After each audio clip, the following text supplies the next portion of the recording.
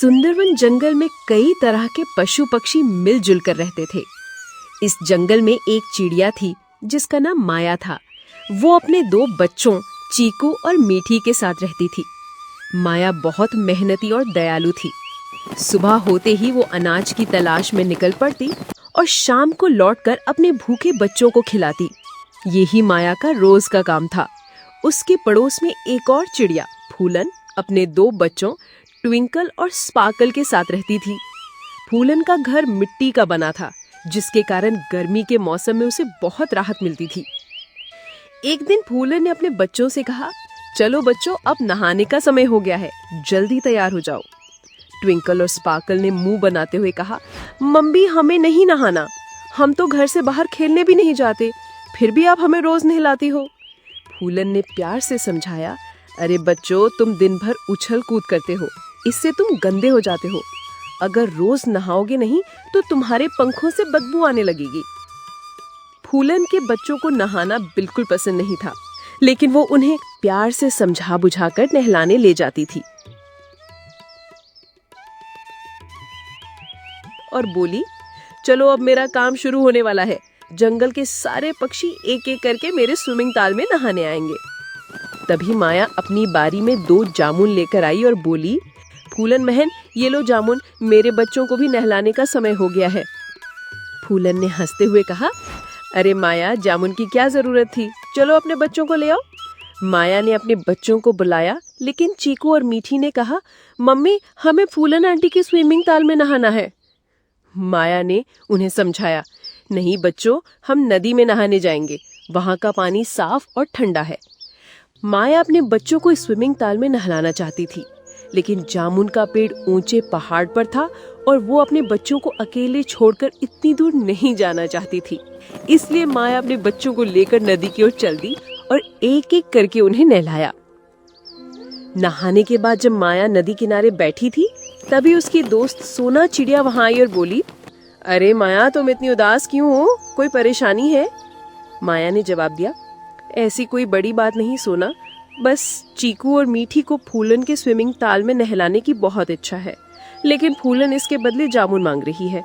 जामुन लाने के लिए मुझे ऊंचे पहाड़ पर जाना होगा और बच्चों को अकेले छोड़ के इतनी दूर जाना मेरे लिए मुश्किल है। सोना ने हंसते हुए कहा, अरे इतनी सी बात, मैं हूं ना, मैं पहाड़ पर जाकर जामुन ले आऊंगी, तुम चिंता मत करो। माया ने आश्चर्य से पूछा, लेकिन सोना, तुम मेरी मदद क्यों कर रही हो? सोना ने जवाब दिया, अरे दोस्तों की मदद के लिए क्या कोई वजह चाहिए? तभी जंगल का सबसे शरारती तोता हरामी तोता, जिसे सब हरिया कहते थे, वहां आ पहुंचा। हरिया अपनी शरारतों के लिए पूरे जंगल में मशहूर था। वो कभी किसी का खाना चुरा लेता तो कभी किसी के घोंसले में शोर मचाता। उसने माया और सोना की बातें सुन ली और हंसते हुए बोला, अरे माया, जामुन की क्या जरूरत, मैं तो फूलन के स्विमिंग ताल में मुफ्त में नहा आता हूँ। माया ने गुस्से में कहा, हरिया, तू हर बार शरारत करता है, पिछले हफ्ते तूने मेरे घोंसले से अनाज चुराया था। हरिया ने हंसते हुए कहा, अरे वो तो मजाक था, चल मैं तेरे बच्चों की देखभाल करता हूँ, तू जामुन लेने जा। माया को हरिया पर बिल्कुल भरोसा नहीं था, लेकिन उसे बच्चों को स्विमिंग ताल में नहाने की जल्दी थी। माया ने हरिया से पूछा, तू मेरी मदद क्यों करेगा, तुझे क्या चाहिए? हरिया ने चालाकी से कहा, बस मेरे लिए भी 4 जामुन लेते आना। माया जामुन लेने के लिए पहाड़ की ओर उड़ चली। हरिया ने सोचा, ये तो बड़ा मौका है, माया के बच्चों को परेशान करने में मजा आएगा। जैसे ही माया गई, हरिया ने चीकू और मीठी को घोंसले से बाहर निकाला और बोला, चलो तुम दोनों बाहर खेलो, मैं तुम्हारा घोंसला साफ करता हूँ। लेकिन असल में हरिया ने घोंसले में रखा सारा अनाज खा लिया और बच्चों को बाहर छोड़कर उड़ गया। इधर माया पहाड़ पर जामुन लेने जा रही थी, तभी तेज हवा चलने लगी। उसे लगा कि तूफान आने वाला है। वो मुश्किल से आगे बढ़ रही थी। रास्ते में उसकी मुलाकात चाची चिड़ैया से हुई। चाची ने कहा, माया जल्दी वापस चल, बारिश के साथ बड़ा तूफान आने वाला है। माया ने कहा, चाची मुझे जामुन लाने हैं, मेरे बच्चों को फूलन के स्विमिंग ताल में नहलाना है। चाची ने समझाया, तूफान में उड़ना खतरनाक है, मेरे घोंसले में चल, बारिश रुकने तक रुक जा। माया चाची की घोंसले में चली गई और बारिश और तूफान बहुत तेज हो गया। माया चिंता में थी, मेरे बच्चे ठीक तो होंगे ना। इधर चीकू और मीठी बारिश में भीग रहे थे। हरिया ने उन्हें बाहर छोड़ दिया था। दोनों डरकर एक पेड़ की डाल पर बैठ गए जहां पर बारिश का पानी कम आ रहा था। तभी पेड़ के तने से एक बूढ़ी गिलहरी की आवाज आई, बच्चों इधर आओ, मेरे घर में जगह है। बच्चे गिलहरी के घर में चले गए और सुरक्षित हो गए।